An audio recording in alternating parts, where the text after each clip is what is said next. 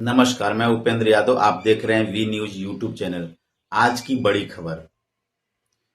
Supreme court ने मंगलवार 29 अप्रैल को डिनोटिफाइड पारधी जनजाति के 24 वर्षीय देवा पारधी की हत्या में शामिल पुलिसकर्मियों को बचाने के लिए मध्य प्रदेश सरकार को कड़ी फटकार लगाई। न्यायिक मजिस्ट्रेट की जांच और मेडिकल रिपोर्ट्स में स्पष्ट सबूतों के बावजूद की मौत का कारण हिंसा है। गुना पुलिस द्वारा देवा की क्रूर हत्या के लिए जिम्मेदार पुलिसकर्मियों को 10 महीने बाद भी गिरफ्तार नहीं किया गया है। जस्टिस विक्रम नाथ और जस्टिस संदीप मेहता की पीठ ने देवा की मां हंसुराबाई द्वारा दायर याचिका पर सुनवाई करते हुए राज्य के व्यवहार को हास्यास्पद और अमानवीय कहा। जब अतिरिक्त महाधिवक्ता ऐश्वर्या भाटी ने अदालत को बताया कि इसमें शामिल 2 अधिकारियों को लाइन हाजिर किया गया है, जस्टिस संदीप मेहता ने कहा, यह हास्यास्पद है, एक अमानवीय बात है। अपने ही अधिकारियों पर हाथ डालने में आपको 10 महीने लग जाते हैं। जस्टिस मेहता ने व्यंग्यात्मक लहजे में कहा, ओह, हिरासत में मौत के मामले में यह बहुत बढ़िया प्रतिक्रिया है। पक्षपात का इससे बेहतर उदाहरण क्या हो सकता है, अपने ही अधिकारियों को बचाने का। जस्टिस मेहता ने कहा, इस देश में हालात बहुत दुखद हैं कि इस अदालत के बार बार फैसले के बावजूद हिरासत में हिंसा की घटनाएं लगातार जारी हैं और अपराधी खुलेआम घूम रहे हैं। भयानक, और आप एकमात्र गवाह को खत्म करने की कोशिश करते हैं। अपराध से बच निकलने का यही सबसे अच्छा तरीका है।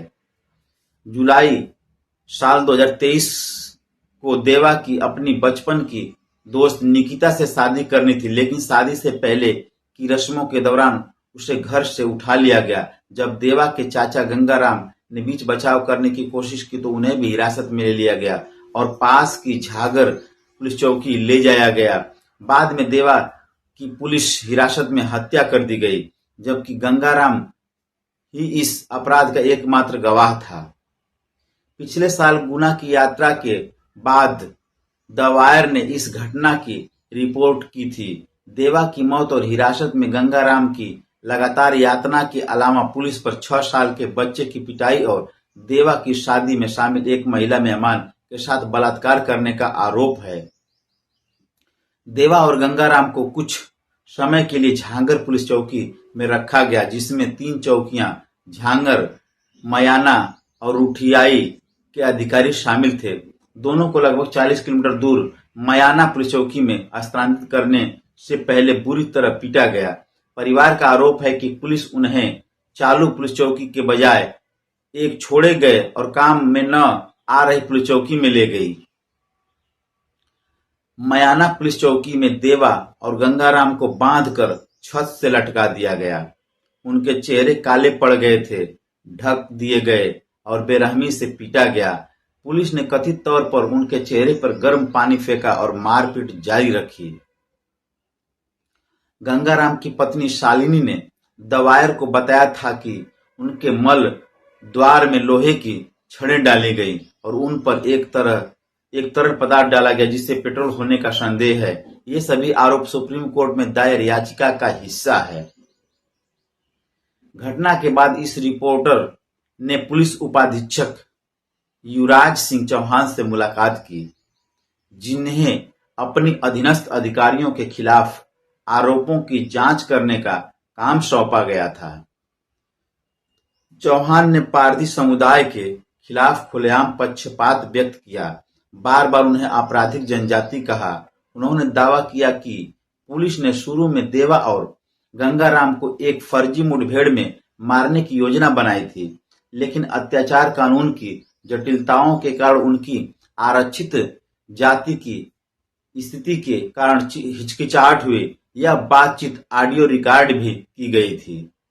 राज्य में पारधी समुदाय के बच्चों और युवाओं के साथ मिलकर काम करने वाली गैर सरकारी संस्था मुस्कान घटना के बाद से ही परिवार की मदद कर रही है। भोपाल स्थित एक अन्य संगठन criminal justice and police accountability project भी मामले की कानूनी लड़ाई में मदद कर रहा था। अपने पिछले इंटरव्यू में हंसुरा बाई ने द वायर से कहा था कि उसके पास अब खोने के लिए कुछ नहीं है। देवा की हिरासत में हत्या के बाद उनके दूसरे बेटे सिंधवाज ने पुलिस के रवैये से निराश होकर और यह सोचकर कि उसके भाई की हत्या के लिए जिम्मेदार लोगों को कभी सजा नहीं मिलेगी, खुद को फांसी लगा ली थी।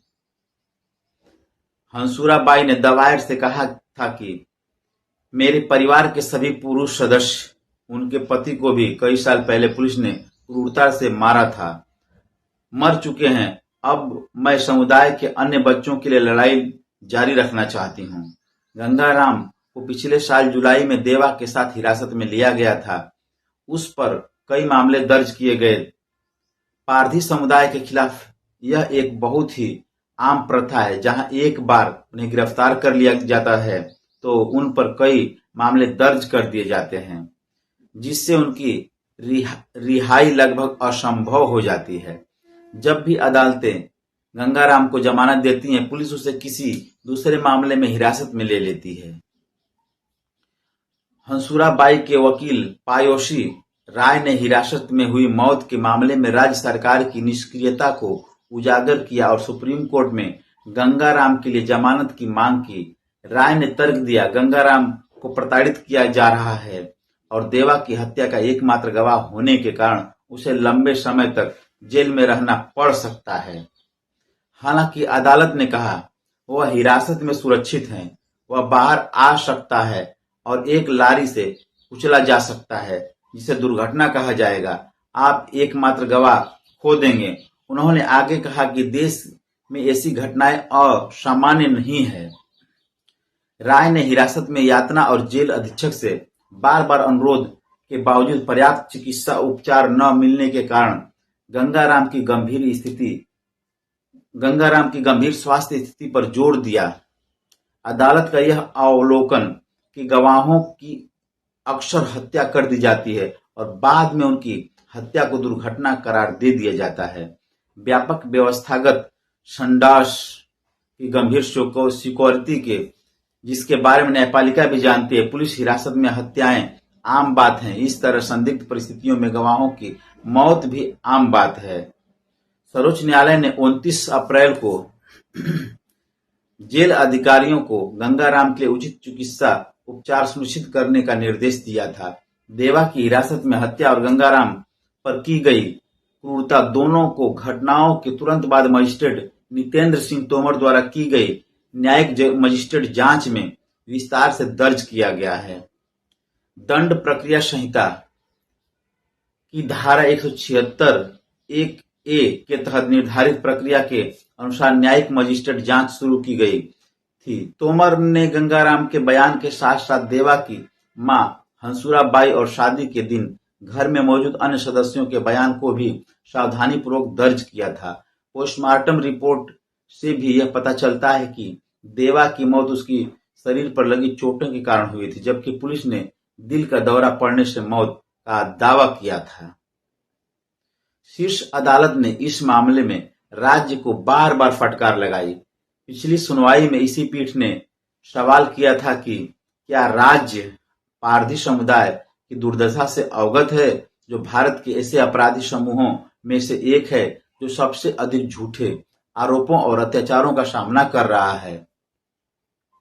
अदालत ने पारधी समुदाय के खिलाफ सामाजिक कलंक के दुरुपयोग और मध्य प्रदेश और अन्य क्षेत्रों जहां डिनोटिफाइड समुदाय रहते हैं में आपराधिक मामलों में उन्हें गलत तरीके से फंसाए जाने पर चिंता व्यक्त की। आप देखते रहिए सच की तह तक पहुंचने वाला आपका अपना वी न्यूज यूट्यूब चैनल। नमस्कार।